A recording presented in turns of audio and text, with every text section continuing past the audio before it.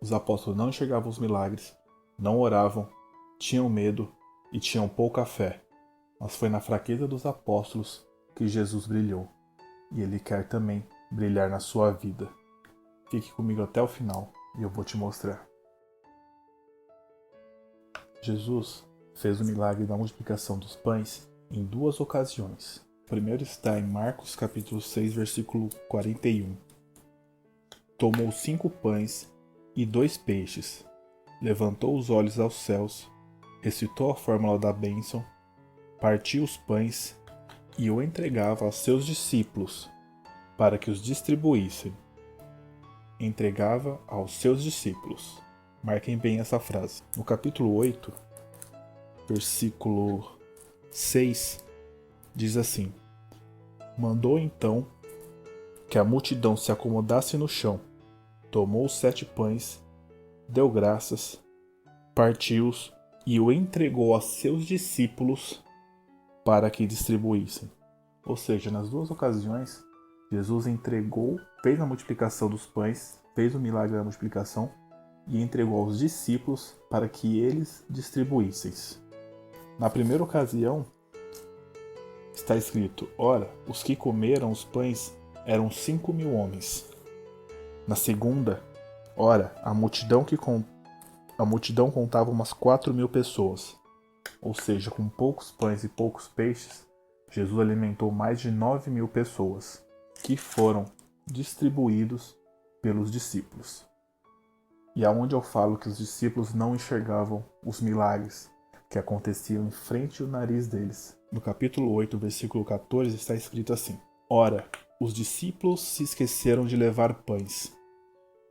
Só tinha um pão consigo na barca. Jesus lhe fez esta recomendação: Atenção, tomai cuidado com o fermento dos fariseus e com o fermento de Herodes. E eles comentavam entre si, preocupados por não terem pão. Jesus percebeu a coisa e lhes perguntou: Por que estáis discutindo o fato de não terdes pão? Ainda não compreendeis nem entendeis? Estais ainda com o coração endurecido? Tendes olhos e não vedes, ouvidos e não ouvis? Já não vos lembrais, quando reparti 5 pães para os 5.000, de quantos cestos recolhestes cheios de pedaços? Responderam: 12. E quando reparti 7 pães para os 4.000, quantos cestos recolhestes cheios de pedaços? Responderam: 7. Então lhes disse ainda não compreendeis?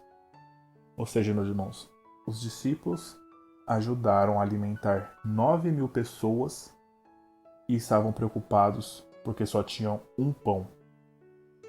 Quantas vezes a gente vê também o milagre passando na nossa frente, milagres que acontecem todos os dias na nossa vida, e nós simplesmente ainda não acreditamos, ou simplesmente não prestamos atenção. Tantos milagres que às vezes acontecem a partir de nós mesmos.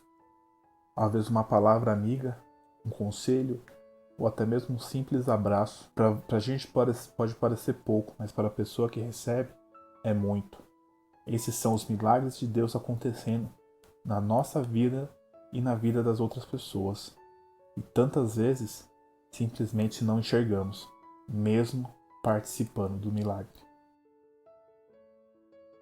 O próximo ponto é a falta de oração. Aqui no capítulo 9, versículo 14, começa a história da cura do paralítico endemoniado.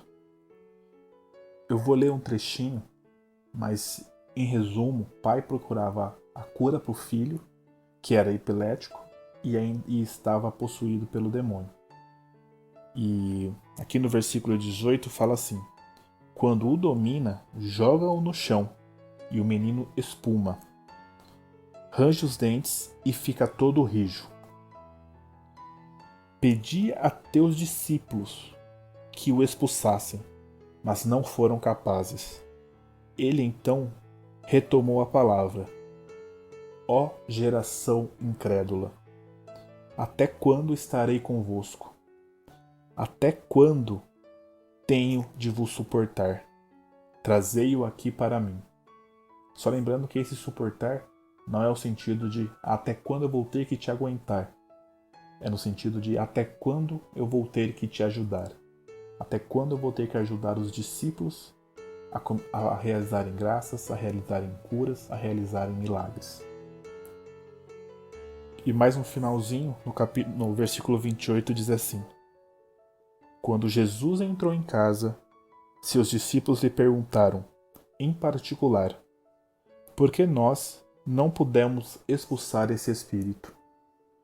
Ele respondeu: espírito desse tipo só pode ser expulso pela oração. Ou seja, meus irmãos, pegando esse trecho, os discípulos já tinham curado outras pessoas, já tinham expulsado outros demônios em nome de Jesus. Mas quando se depararam numa dificuldade, em algum momento que não conseguiram ultrapassar uma barreira, eles se esqueceram do principal. Eles se esqueceram da oração. No capítulo 14, versículo 48, começa assim: Tomando a palavra, Jesus lhes disse: Vieste prender-me com espada e bastões, como se eu fosse um bandido? Todos os dias eu estava entre vós, no templo ensinando, e não me prendestes. Mas é para que se cumpram as Escrituras. Então, todos os abandonaram e fugiram. Ou seja, quem são esses todos? São os discípulos. Todos os 11 correram e fugiram, por medo de serem de alguma maneira ligados a Jesus e terem o mesmo destino cruel que o nosso Senhor. Ou seja, meus irmãos, no momento da paixão de nosso Senhor Jesus Cristo, quando começou o sofrimento lá no Getsemane, até o momento da crucificação, os apóstolos ficaram com medo de serem ligados a Jesus, com medo de serem reconhecidos como cristãos. Quantas vezes nós também temos esse medo? Se não é um medo, é uma vergonha. Medo de nos impormos como cristãos. Medo de exercermos nosso batismo. De falar, eu sou cristão, eu acredito em Jesus. E o último ponto é a falta de fé, a incredulidade que saía dos apóstolos. Ainda no Evangelho de Marcos, no capítulo 16, no versículo 11 está escrito: Pois bem, eles, ouvindo dizer que Jesus estava vivo e que ela o tinha visto, não acreditaram. Depois disto, ele apareceu sobre outra forma a 2 deles, que estavam a caminho do campo. Eles voltaram e contaram o fato aos outros, mas nem estes acreditaram. Por fim, ele apareceu aos 11, quando estavam à mesa, e reprovou severamente a sua teimosa incredulidade, porque não acreditaram nem naqueles que o tinham visto ressuscitado. Mesmo Jesus fazendo tantos milagres, tantas curas, expulsando tantos demônios, tudo na frente de cada um deles, dando força e coragem a eles para que eles fizessem o mesmo, pudessem fazer as mesmas graças pelo povo. Mesmo assim, os apóstolos ainda não acreditaram quando Jesus disse que no terceiro dia ele ressuscitaria. E apesar dessas 4 fraquezas que eu encontrei aqui, meditando sobre o Evangelho de Marcos, todos nós sabemos que a igreja só é o que é hoje por causa dos apóstolos, por causa dos discípulos, que aprenderam com Jesus, ouviram tudo que Jesus tinha a dizer e colocaram em prática. Porque Jesus disse: Tu és Pedro, e sobre ti edificarei a minha igreja, e as portas do inferno não prevalecerão sobre ela. Essas mesmas fraquezas existem dentro de cada um de nós. A falta de acreditar em milagres, a falta de oração, o medo de abraçar a cruz e a pouca fé que nos momentos de tribulação nós esquecemos. Nós duvidamos talvez até da existência de Deus. Mesmo com o medo dos apóstolos, Jesus passou um tempo com eles e, principalmente, deixou o Espírito Santo para guiá-los. O Espírito Santo que deu coragem, o Espírito Santo que acende o fogo dentro de cada um de nós para podermos sair e evangelizar. Com a ajuda do Espírito Santo e com os ensinamentos de Jesus, os apóstolos, com muita força e coragem, saíram pelo mundo, construindo e edificando a igreja que nós conhecemos hoje. Não só a Igreja Católica, mas tantas outras igrejas cristãs que só existem porque os apóstolos deram continuidade a tudo que Jesus ensinou, a tudo que Jesus mostrou, a tudo que Jesus nos deu com a sua entrega e a sua morte em cruz. E se os apóstolos, mesmo com todas essas fraquezas, conseguiram cumprir sua missão, quando você vai começar a sua?